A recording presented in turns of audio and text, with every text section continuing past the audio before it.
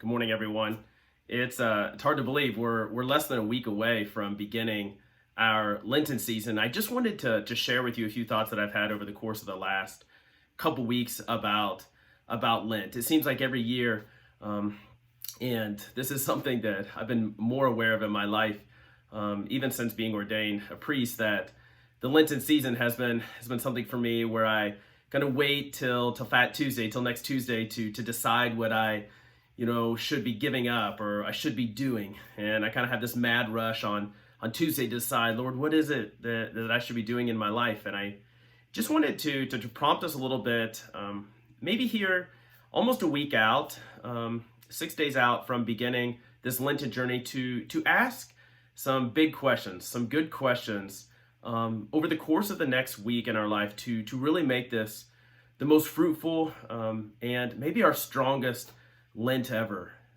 The Lenten season for us Christians is a pretty powerful season.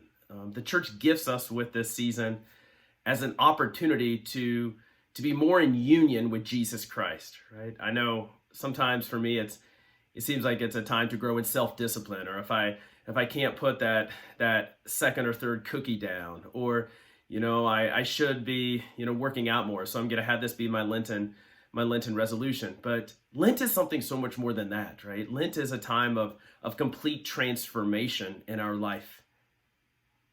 I mentioned in my note that it seems like I often hear from people, well, our Lenten resolutions fail because we take on too much, we take on too many things. But I actually don't think that's true. I don't think we're bold enough or courageous enough in what we take on. Sometimes we give up small items, we give up certain fasts, but it never hits the heart, or it never hits that place in our life where conversion is actually going to happen. So for each of us, this is an intentional time to dive deep and say, okay, what is maybe that one thing in my life? What is that one area of my life? What is that one sin in my life where I've resisted his finger? I've resisted his healing. I've resisted his training or his leadership in my life. What is that one area that I've maybe covered up with shame? Or if I said, if this one area in my life, if people knew this about me, my life would be completely destroyed. But what is that one area that I need to give over to Jesus and to have that be my focus this Lenten season?